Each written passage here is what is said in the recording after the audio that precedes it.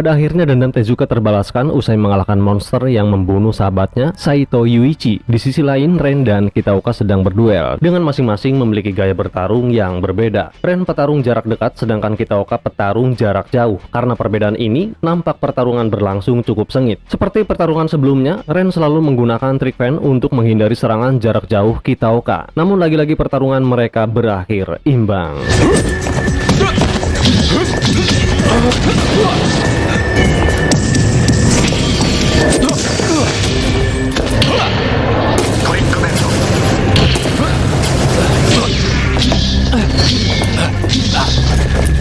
Omae ga yowaku nattaんじゃないのか。はあ？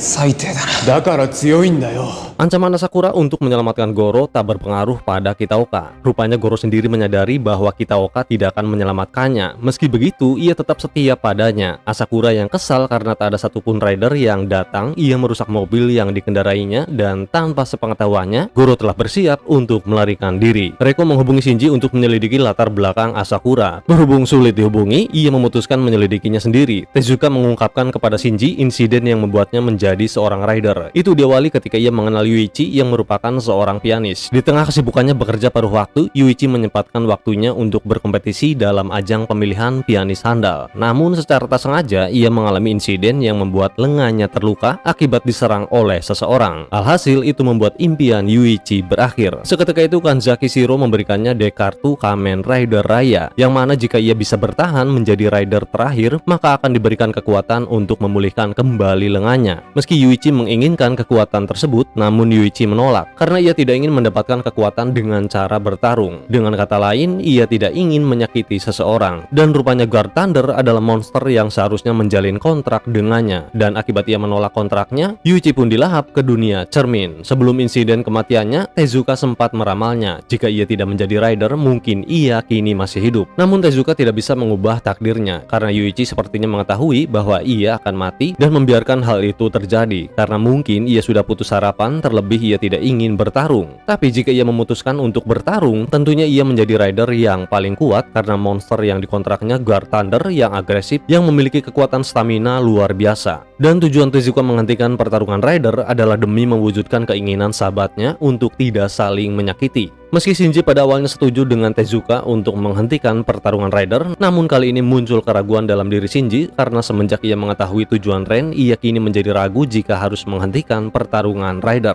Di sisi lain, Goro akhirnya berhasil kabur dari Asakura. Ia pun kembali kepada senseinya Kitaoka dan membawa belanjaan sayuran. Goro sepertinya memiliki masa lalu yang membuatnya begitu setia pada Kitaoka. Kembali ke Tezuka, ia kini akan meninggalkan kedai Hanadori dengan alasan sudah berbeza prinsip dengan Ren dan Shinji. Ia berpesan pada Shinji untuk tetap mengawasi Yui. Dalam hati Tezuka mengatakan bahwa Yui adalah kunci dari segala permasalahan tentang adanya pertarungan rider. Kemudian Tezuka memberikan kartu survive miliknya kepada Ren. Ia memberikannya karena tentu saja Ren yang memiliki hasrat bertarung yang lebih besar ketimbang Shinji. Terlebih ia tidak ingin terprovokasi atas keinginan Kanzaki Shiro untuk bertarung dengan Asakura karena rupanya orang yang menyerang Yuichi adalah Asakura. Jadi si Kanzaki Shiro ini sengaja menemui orang-orang bermasalah dan ia kemudian mempengaruhinya menjadi rider untuk bertarung hingga akhir serta mengiming-imingi untuk mendapatkan sebuah kekuatan demi tujuan yang belum diketahui. Kanzaki kemudian menemui si Mamang Asakura yang sedang menyantap mie jebel. Si Mamang kemudian menanyakan perihal rider yang ingin ia lawan. Kanzaki pun merespon. Ia menawarkan padanya untuk melawan Kamen Rider Raya. Raya? Yatsu wo taose.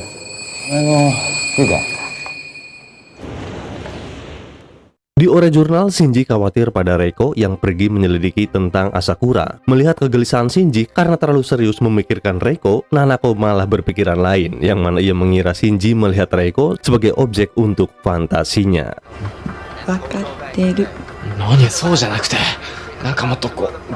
Ada-ada saja ya si teteh Nanako ini. Sementara itu mobil Reiko terjebak lumpur di area hutan yang secara kebetulan tak jauh dari kediaman Asakura. Ia pun memeriksa gedung tersebut dan mendapati jaket kulit ular milik si Mamang. Namun ia sedang tidak ada di kediamannya. Kanzaki yang mengetahui alasan Tezuka menjadi rider demi sahabatnya, ia nampak mempengaruhinya dengan mengatakan bahwa Yuichi menyesal telah memilih menjadi rider dan tentunya ia mati dengan penuh penyesalan. Itu membuat Tezuka berada dalam kebimbangan pertarungan dan batinnya mempertanyakan apakah sahabatnya ini benar-benar menyesalinya. Pada situasi ini tentunya Tezuka kehilangan fokus untuk bertarung dengan si Mamang yang rupanya telah berganti kostum. Bersamaan dengan dimulainya pertarungan, Yui nampak melihat cahaya begitu terang yang sepertinya dari sebuah cermin. Sorot matanya pun tak biasa, ia menatap begitu tajam pada cahaya tersebut. Lantas apa yang terjadi pada Yui? Kembali ke pertarungan, Shinji merasakan adanya pertarungan rider. Ia pun membantu Tezuka melawan Asakura. Namun Shinji malah dihajar habis-habisan hingga Asakura menggunakan Final Fan. Shinji yang seharusnya tewas pada serangan tersebut, ia malah diselamatkan Tezuka yang pada akhirnya Tezuka menerima luka yang cukup fatal.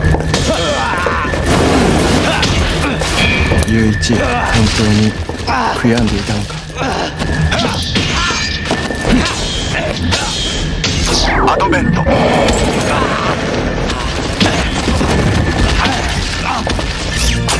ァイナルベント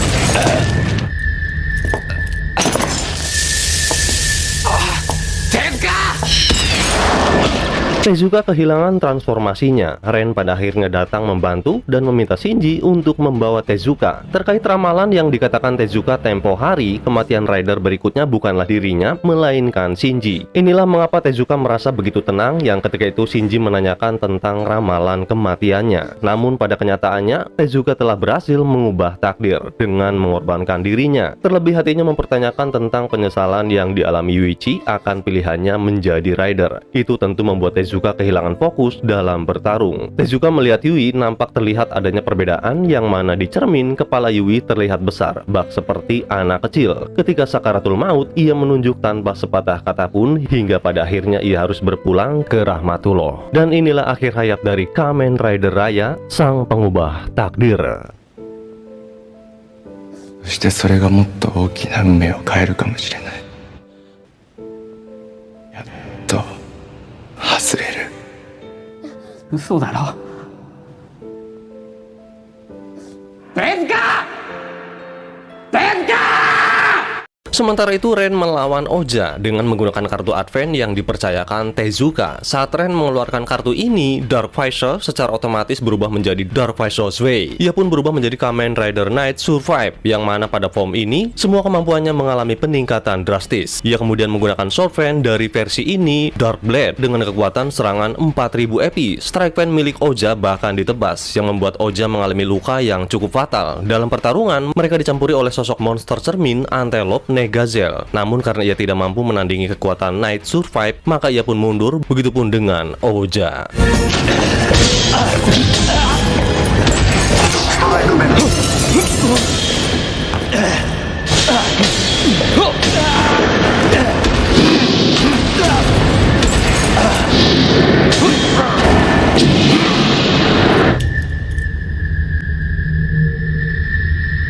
Kematian Tezuka membuat Shinji dan Yui depresi hingga saling menyalahkan diri. Namun menurut Ren, Tezuka emang sengaja memilih untuk mati dan ia sudah siap menghadapinya. Di sini, Shinji merasa ragu untuk membalas kematiannya karena ia merasa arwah Tezuka tentu tidak akan senang dengan hal tersebut. Beralih ke Reiko yang masih berada di kediaman Asakura. Ia menginformasikan pada Okubo terkait penyelidikan tentang Asakura. Okubo pun berpesan agar berhati-hati dan jangan melewati batas dari profesi sebagai seorang jurnalis. Kemudian Reiko mencoba menghubungi Shinji, namun sepertinya Shinji sulit untuk dihubungi. Sementara Nanako masih berpikiran hal yang sama tentang Shinji. Aduh, si teteh yang satu ini emang agak lain nih.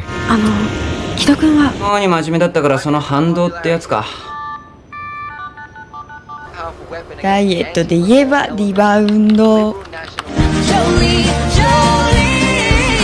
Setibanya Asakura di kediamannya, Reiko yang pada awalnya ketakutan, ia mencoba memberanikan diri untuk berbicara dengannya serta berupaya mengorek informasi tentangnya. Reiko nampaknya baru kali ini melihat sebuah perilaku yang di luar nalar, terlalu impulsif, serta akal sehat yang berbeda dari kebanyakan orang. Itu membuat Reiko terkejut dengan makhluk yang satu ini, yang mana Asakura yang sedang dalam keadaan terluka parah malah meminta Reiko untuk memukulnya. Bagi si Mamang, kehidupan itu jika tidak dipukul, maka ia sendiri yang akan memukul. Reiko menanyakan penyebab kebencian kebencian yang ada dalam diri Asakura. Ia pun merespon bahwasannya dahulu si Mamang pernah kelaparan hingga ia memakan lumpur. Lumpur itu kini seolah-olah telah menyatu dengannya dan rasanya masih bisa dirasakan di mulutnya. Lantas masa lalu apa yang sebenarnya terjadi pada si Mamang? Dan ketika ia pingsan, terlihatlah sebuah luka bakar di bahunya. Kita beralih ke Yui yang memberanikan diri untuk memasuki bekas kediaman Kanzaki demi mencari petunjuk tentang tujuan abangnya. Kemudian tak sengaja pandangannya tertuju pada salah satu jendela. Terlihat robekan koran yang memperlihatkan sebuah lukisan kapal yang berlayar di dekat sebuah pulau. Nusa Kambangankah? Kembali ke Reiko. Ia menemui Kitaoka. Sebagai mantan pengacara Sakura, Reiko meminta Kitaoka untuk menceritakan tentang masa lalunya. Dan terungkaplah ketika usia 13 tahun rumah Asakura terbakar. Takashi Asakura memiliki seorang adik laki-laki yang bernama Asakura Akira yang dikabarkan meninggal dalam kejadian tersebut. Sejak saat itu si Mamang tinggal sendiri dan menjadi gembel. Inilah mengapa si Mamang memiliki bekas luka bakar serta pengalamannya yang pernah memakan lumpur. Ada sebuah fakta menarik tentang insiden tersebut yang mana tanpa sepengetahuan si Mamang, rupanya adiknya kini masih hidup. Karena setelah kebakaran, ia diadopsi oleh kerabat jauh dan entah karena alasan apa, Kitaoka diminta Asakura Akira untuk merahasiakan keberadaannya. Intinya si adik tidak ingin diketahui oleh kakaknya. Usai menceritakan masa lalu Asakura, Reiko kemudian meminta alamat Asakura Akira. Kitaoka yang berupaya mengajak Reiko kencan, ia malah mendapat penolakan hingga Reiko menyatakan lebih tertarik dengan Asakura. Tentu ini membuat harga diri Kitaoka yang notabene sebagai seorang pengacara ternama hancur.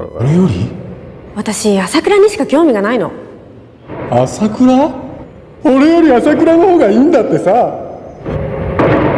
Di sebuah taman muncul monster cermin si Negazel yang ketika itu mencampuri pertarungannya dengan Asakura. Negazel mengincar seorang anak kecil. Ren dan Shinji yang merasakan kehadirannya, ia berupaya memburu si monster. Namun Ren yang akan mengurusnya karena ia mengetahui bahwa Shinji sedang depresi. Dalam pertarungan, Negazel dibantu oleh teman monsternya, Omega Seal. Ren kembali menggunakan kartu Advent Survive yang rupanya Darkwing ikut berubah menjadi Dark Rider. Kemudian Blast Fan itu mengaktifkan Wheel Blaster yang memunculkan angin tornado dari bagian seperti ban pada kedua sayap Dark Rider dengan kekuatan serangan 2000 EP. Setelahnya digunakanlah Final Fan yang mana Dark Rider merubah dirinya menjadi sepeda motor yang dapat menembakkan laser beam yang berdampak efek stun pada si monster. Melihat kehebatan kekuatan dari Night Survive, Omega Seal memilih mundur, meninggalkan temennya si Negazel dan melarikan diri. Dasar temen tapi monster. Di antara kekuatan kartu Advent yang pernah digunakan beberapa rider, ini pertama kalinya diperlihatkan kekuatan serangan dengan angka tertinggi, yaitu mencapai 8000 EP. Dan inilah jurus spesial Kamen Rider Night Survive Shippuden.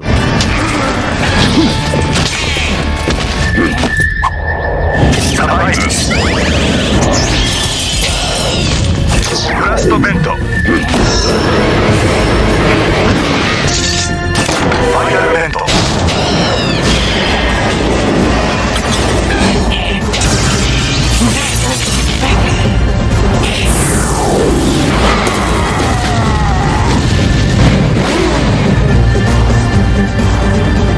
Usai pertarungan, Shinji menyatakan bahwa Ren kini sudah banyak berubah, yang padahal dahulu ia begitu dingin serta tidak memperdulikan apapun pada Shinji. Kini Shinji berpikir ketimbang mengubah takdir para rider seperti yang dilakukan Tezuka dengan cara melihat terlebih dahulu dari sebuah ramalan, lebih praktis jika manusianya atau SDM-nya dulu yang harus dirubah, biar nggak jadi hama. Dan jika itu berhasil, maka pertarungan juga akan berakhir. Dan itu juga sesuai dengan tujuan Tezuka. Kemudian Reiko menghubungi Shinji, ia memberitahukan informasi tentang masa lalu Asakura dan meminta bantuan Shinji untuk menyelidikinya dengan memberikan alamat keberadaan adiknya yang kini masih hidup. Dan seketika itu obrolan tersebut terdengar oleh si Mamang. Usai menerima informasi tentang keberadaan adiknya si Mamang, Shinji kini bertekad akan melanjutkan keinginan Tezuka untuk merubah rider dengan caranya sendiri, yaitu ia akan mendekati Asakura. Kemudian mereka mendengar pertanda munculnya monster cermin tipe antelope, namun dia berhasil dikalahkan dengan cepat oleh Kitaoka. Tiba-tiba terjadi hal aneh yang mana batas waktu keberadaan mereka di dunia cermin berakhir yang padahal baru aja masuk. Sama halnya dengan Kitaoka. Usai kembali ke dunia nyata, monster kontrak dari masing-masing kartu Advent Rider tiba-tiba menghilang. Ternyata itu ulah si Kanzaki yang mengumumkan bahwa pertarungan Rider dibatalkan. Ternyata alasannya karena Yui tiba-tiba menghilang. Yang sepertinya Kanzaki dengan kemampuannya di dunia cermin yang bisa berpindah-pindah tempat, kali ini tidak bisa mendeteksi keberadaan Yui. Maka dari itu ia meminta Shinji dan Ren, orang terdekatnya, untuk segera segera mencari Yui sebelum menjadi incaran monster yang dikontraknya. Dan jika Yui ditemukan, maka mereka akan kembali menjadi rider. Beralih ke si Mamang, rupanya bekas luka bakar yang ada di bahunya itu karena akibat ia melindungi adiknya. Wah, ternyata dahulu si Mamang baik sekali ya. Bahkan Reiko sampai terkejut mendengarnya, hingga mengatakan bahwa si Mamang masih memiliki jiwa manusia. Si Mamang pun menceritakan tentang kejadian itu dengan hati yang terbuka hingga menunjukkan sisi kemanusiaannya pada Reiko. Ia berharap jika apa yang dikatakan Reiko benar tentang adiknya yang masih hidup, tentu ia akan mengubah sikapnya menjadi pribadi yang lebih baik lagi. アキラを守ろうとした時のな。そのやけどはその時のものね。俺はアキラを助けることができなかった。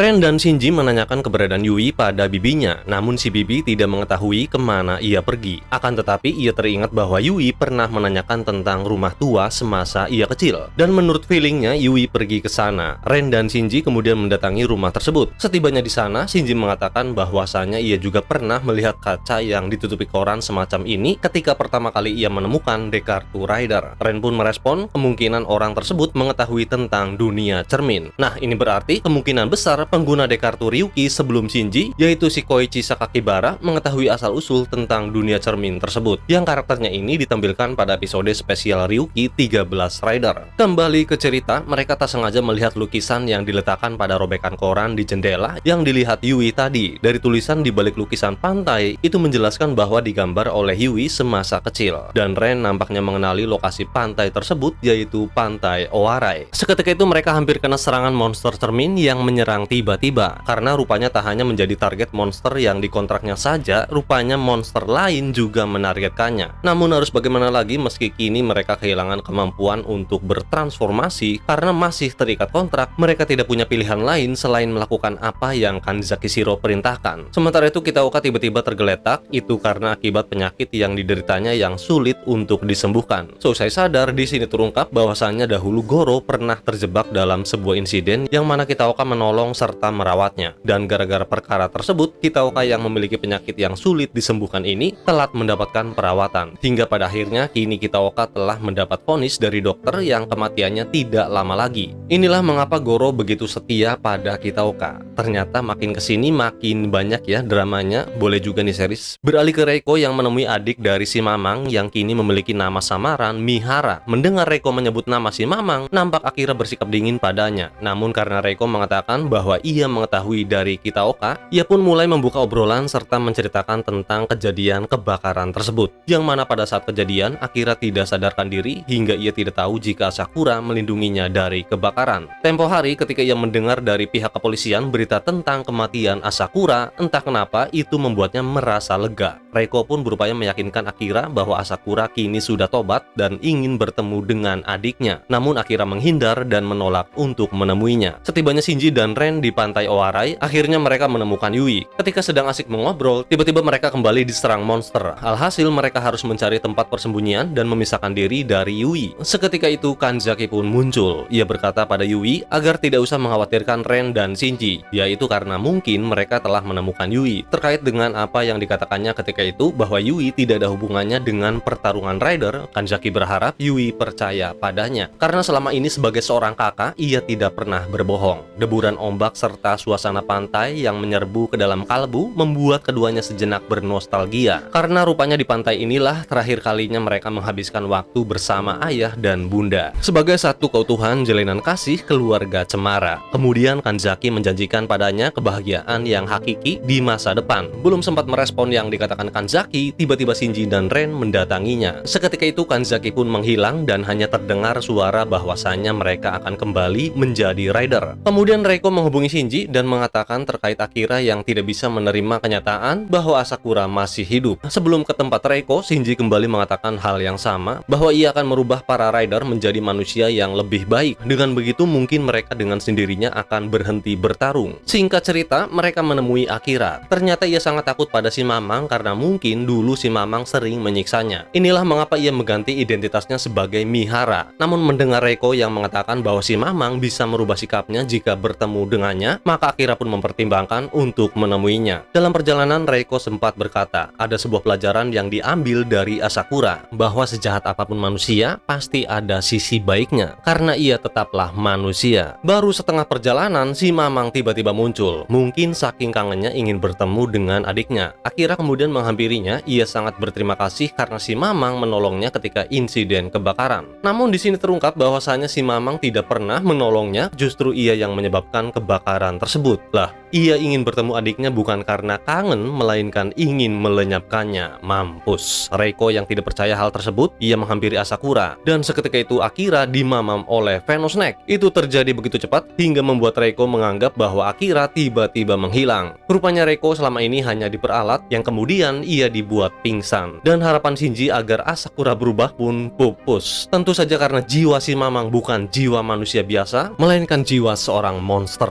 Melihat Asakura yang bisa menggunakan Venosnack, itu menandakan bahwasannya kartu Advent kini telah aktif kembali dan pertarungan pun kembali dimulai.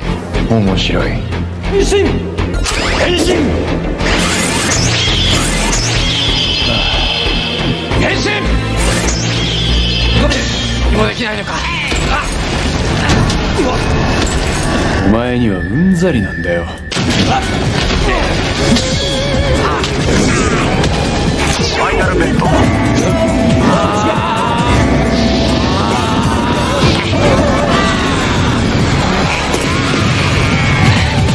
Usai Shinji mengalahkan si Omega, ia pun ikut bergabung dalam pertempuran bersama Ren dan Kitaoka. Evil Dead, monster milik Raya, menyerang Asakura. Namun karena Asakura masih memiliki kartu kontrak, alhasil Evil Dead menjadi koleksinya. Si Mamang kemudian menggunakan unit fan yang mana ketiga monster koleksinya bergabung menjadi Genocide dan menembakkan energi kuat dari mulutnya. Serangan tersebut nampaknya mengenai lengan Kitaoka. Pertarungan pun berakhir ketika Ren dan Asakura sama-sama menggunakan Final Fan. Ren dengan mode survive-nya, sementara Asakura menggunakan Final Fan dari Evil Dead.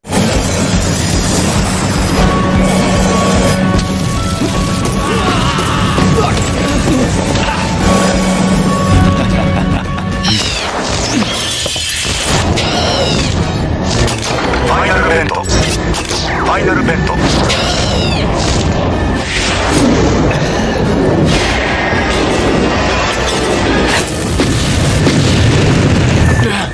Nampaknya pertarungan berakhir imbang. Setelahnya Ren dan Shinji merahasiakan pada Reiko perihal hilangnya Akira. Karena jika sampai mengetahui adanya pertarungan Rider, maka itu akan membuat mereka kerepotan. Hingga pada akhirnya Reiko menyesal karena telah percaya pada Asakura. Terkait dengan keyakinan Shinji untuk mengubah sikap para Rider, karena Asakura tidak bisa diharapkan, tanpa gentar Shinji pun mengarahkan harapannya kepada Kitaoka. Guru kini menggantikan profesi Kitaoka sementara karena lengan Kitaoka terluka akibat pertarungan dengan Asakura. Kemudian Shinji menemui ia mendekati Kitaoka berupaya untuk mengubah sikapnya. Meski ia malah dimanfaatkan sebagai sekretaris kedua, namun Shinji tetap menerimanya karena hanya itu yang kini bisa ia lakukan. Kemudian datang seorang pria bernama Otaki dari sebuah perusahaan tertentu bersama dengan bawahannya. Ia melontarkan kalimat ancaman terkait sebuah kasus yang pernah ditangani Kitaoka, dan tak disangka rupanya ia menjadi incaran monster cermin Abyss Hammer. Usai ia pergi, Kitaoka meminta Shinji untuk mengikutinya. Bukan berarti Kitaoka merasa peduli dengan si bapak ini, karena jika ia sampai menghilang di kediamannya, maka Kitaoka bisa dijadikan tersangka oleh pihak kepolisian, dan itu pasti membuatnya sulit menang di pengadilan. Otaki yang mencurigai mereka karena mengikutinya, ia pun memberikan hadiah untuk keduanya berupa bogem mentah. Meski babak belur, Shinji yang kembali teringat tujuan awal ia menjadi rider, yaitu ia ingin melindungi manusia dari serangan para monster. Ia tidak memperdulikan kondisinya dan tetap mengikuti si bapak tadi untuk menyelamatkannya. Sungguh berjiwa besar ya si MC kita ini, dan pada akhirnya mereka berhasil menyelamatkannya. Dalam pertarungan, rupanya penggunaan kartu Advent bisa digunakan meski berbeda visor. Ini dilakukan karena lengan Kitaoka masih dalam keadaan terluka. Jadi ia meminjam visor atau alat pemanggil milik Shinji. Dan pada akhirnya Abyss Hammer dikalahkan dengan dua serangan secara bersamaan dari artileri Giga Cannon dan Draclaw Fire.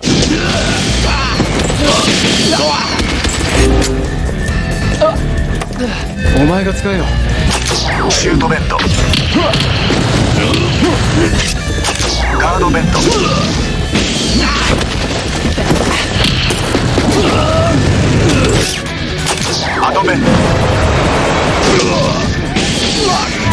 我を盾に。そういうこと。ストライクベント。 Yui ingin pergi menemui Kanzaki Shiro di rumah tua tempat kediamannya, yang bermaksud untuk membujuknya agar berhenti melakukan hal yang salah, karena Yui tahu betul bahwa apa yang dikatakan Kanzaki hanya sebuah kebohongan demi dirinya. Sebelum ke tempat yang dituju bersama Ren, Yui menanyakan perihal Eri Ogawa, karena ia juga sempat menjenguknya. Kini Yui mengetahui bahwa Ren menjadi rider demi membangunkan kembali kekasihnya. Kemudian tanpa diduga, keadaan Eri tiba-tiba menjadi kritis. Lantas keadaannya yang kritis apakah akibat efek dijenguk Yui, atau memang Eri yang sudah seharusnya meninggoy? Entahlah. Kita beralih ke Reiko yang sedang mengingat insiden hilangnya Akira. Kejadian itu bagai menyusun sebuah puzzle yang mengaitkan dengan hilangnya Asakura di restoran ketika ia kecelakaan dan juga ketika ia kabur dari penjara. Sebuah penjara tentu memiliki keamanan yang sangat ketat. Itu membuat Reiko berpikir untuk mencari bukti dengan mendapatkan data CCTV dari pihak kepolisian saat insiden kaburnya si Mamang. Usai didapatkan, meski diputar berkali-kali, tetap saja Asakura tidak nampak dalam rekaman tersebut. Namun ketika slow-mo rekamannya, terlihat bayangan seseorang pada sebuah cermin di lorong penjara. これって人？